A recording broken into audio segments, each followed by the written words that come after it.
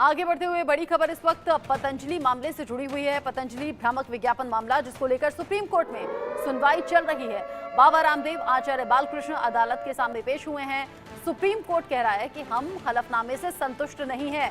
Supreme court ने कहा कि आप पब्लिसिटी स्टंट न करें।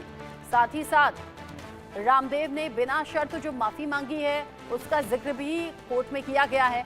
साथ ही सुप्रीम कोर्ट ने कहा कि पिछले हलफनामे में हेरफेर गंभीर बात है और अब इस तरह की बातें बर्दाश्त नहीं होंगी। बिना शर्त माफी मांगने से हाईकोर्ट संतुष्ट नहीं है। साथ ही हाईकोर्ट ने कह दिया आप उल्लंघन करके छूट भी मांग रहे हैं, यानी कि आप कोर्ट का आदेश आने के बाद प्रेस कॉन्फ्रेंस करें, कोर्ट के आदेश की अवमानना करें और अब आप इस मामले पर छूट भी जाते हैं। जो बिना शर्त के माफी मांगी है, बाबा रामदेव की तरफ से जो माफी मांगी गई है उसको लेकर सुप्रीम कोर्ट ने कहा है कि हम इतने भर से संतुष्ट हैं नहीं। पिछले हलफनामे में जो हेरफेर किया है वो भी गंभीर मसला है।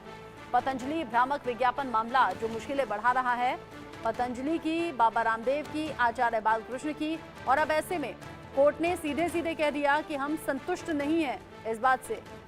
बड़ी खबर इस वक्त की, सुप्रीम कोर्ट ने कह दिया कि आप पब्लिसिटी स्टंट ना करें। आशीष सिन्हा इस खबर को लेकर ज्यादा अपडेट के साथ जुड़ गए हैं। आशीष, सुबह ही हम बात कर रहे थे कि सुप्रीम कोर्ट क्या बिना शर्त की माफी से पिघलेगा? ऐसा लग नहीं रहा अभी तक की टिप्पणी से कि पिघलने वाले हैं। अभी क्या चल रहा है?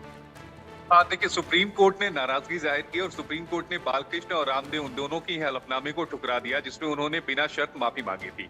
सुप्रीम कोर्ट ने सवाल उठाया कि एक तरफ आपने एग्जम्पशन एप्लीकेशन दाखिल की थी, यानी आपने ये अदालत से कहा था कि आप पेश नहीं हो पाएंगे, और फिर जो फ्लाइट टिकट थी उसमें हेराफेरी हुई है, यानी वो डेट किसी और दिन की थी या जब आपको अगले दिन दिल्ली आना ही था तो आपने ये टिकट दाखिल क्यों की। दूसरी अहम बात अदालत ने ये कही कि हम इस माफीनामे को स्वीकार ही नहीं करेंगे, आप कॉन्सिक्वेंसेस जो है, यानी आप इस मामले में जो भी अब अदालत का रुख होगा उसको भुगतने के लिए तैयार हो जाए। तीसरी अहम बात जिसका जिक्र हमने रचना सुबह किया था कि जो केंद्र सरकार की तरफ से हलफनामा दाखिल किया गया था उसमें एक्ट को लेकर की कार्रवाई को लेकर कोई बात नहीं कही गई। वही बात सुप्रीम कोर्ट ने पकड़ ली और वही बात सुप्रीम कोर्ट ने भी कही। सुप्रीम कोर्ट ने ये कहा कि आप ये तो कह रहे हैं कि आपने वहां पर नोटिस जारी किया, लेकिन एक्ट को लेकर आपने कार्रवाई की है, आप ये बताइए। अब केंद्र सरकार को भी सुप्रीम कोर्ट में जवाब देना भारी पड़ रहा है। सुप्रीम कोर्ट ये जानना चाहता है कि आपने कार्रवाई क्या की है, एक्ट के मुताबिक यानी नियम के मुताबिक आपने इनके खिलाफ कार्रवाई क्या की है, ये बताने को कोर्ट ने कहा है। हालांकि केंद्र सरकार की तरफ से सॉलिसिटर जनरल तुषार मेहता ने अभी बहस शुरू कर दी है, लेकिन एक बड़ा झटका यहाँ पर बाबा रामदेव और बालकृष्ण को लगते हुए देखने को मिल रहा है, क्योंकि कोर्ट ने अभी टिप्पणी में माफीनामे को स्वीकार कर दिया है। इसी बीच सुप्रीम कोर्ट में एक अर्जी दाखिल की गई थी जिसमें एक पक्षकार जो थे वो इस मामले में नाहिर उनका नाम था, वो इस मामले में पक्षकार बनना चाहते थे। उन्होंने अपनी मदर की ट्रीटमेंट का हवाला दिया था और कोर्ट ने कहा, हालांकि उस याचिका को खारिज करते हुए 10,000 के जुर्माने के साथ, इस मामले में हम पक्षकार आपको नहीं बनने देंगे, आप संबंधित अदालत में जाइए, आप पब्लिसिटी स्टंट ना करिए। तो बहरहाल उस याचिका को खारिज कर दिया, लेकिन रामदेव और बालकृष्ण दोनों की मुश्किलें बढ़ चुकी हैं।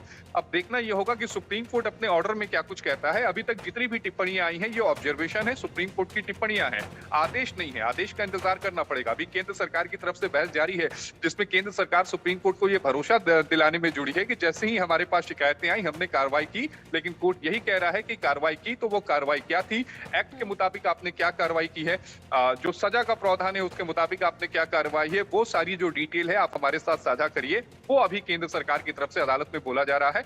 बहरहाल केंद्र सरकार, बालकृष्ण और रामदेव, इन तीनों की आप कह रहे हैं पतंजलि, बाबा रामदेव, आचार्य बालकृष्ण, तीनों की मुश्किलें बढ़ती हुई नजर आ रही हैं। सुप्रीम कोर्ट की जो अभी तक की सुनवाई में टिप्पणियां जो सामने आ रही हैं, जो अपडेट्स आप लगातार सुप्रीम कोर्ट से भेज रहे हैं, ऐसा लगता नहीं आशीष की राहत मिलने वाली है, मुश्किलें बढ़ेंगी। माफी से संतुष्ट सुप्रीम कोर्ट है नहीं। कितना देर और हमें वेट करना होगा जब किसी फैसले पर, किसी रुख पर सुप्रीम कोर्ट स्पष्ट करे बातें?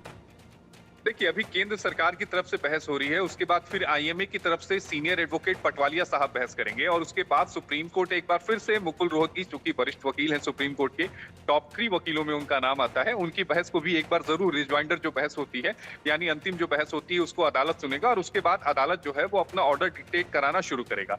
लेकिन अभी तक प्राइमा फेसाई यानी जो मामले की शुरुआत हुई, मामले में जो अभी तक की बहस हुई है उसमें बालकृष्ण और रामदेव दोनों की माफीनामे को सुप्रीम कोर्ट ने ठुकरा दिया है। हालांकि ये टिप्पणी है। मैं बार बार इसीलिए कह रहा हूं कि ये टिप्पणी है, ये ऑर्डर नहीं है। सुप्रीम कोर्ट ने कहा है कि हम इस माफीनामे को स्वीकार नहीं करेंगे।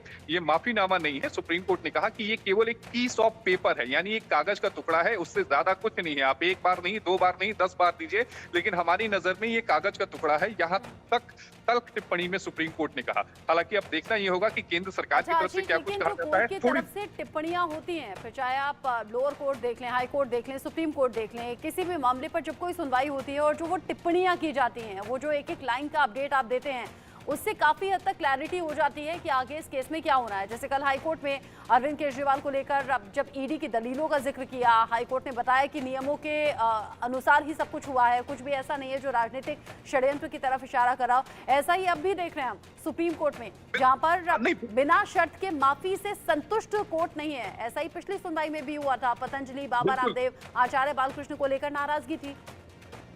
बिल्कुल, बिल्कुल। कोर्ट अभी जो है वो अभी संतुष्ट नहीं है और कोर्ट ने उत्तराखंड सरकार से भी ये पूछा है कि जब उनके समक्ष ये शिकायतें दी गई, उसका उल्लंघन किया गया, तो उन्होंने क्या कुछ किया, यानी वो बैठे क्यों रहे? क्योंकि जितनी भी शिकायतें केंद्र सरकार के आयुष मंत्रालय के पास आई थी, वो उत्तराखंड के आयुष मंत्रालय के पास केंद्र सरकार ने ट्रांसफर कर दी थी। जिम्मेदारी यहाँ पर राज्य सरकार की बनती है, यानी उत्तराखंड सरकार की बनती है। पिछली बार सॉलिसिटर जनरल तुषार मेहता दोनों की तरफ से अपीयर हो रहे थे। उन्होंने बताया है कि उन्होंने हलफनामा दाखिल करने के लिए समय लिया, लेकिन जो हलफनामा दाखिल हुआ उससे सुप्रीम कोर्ट संतुष्ट ही नहीं है।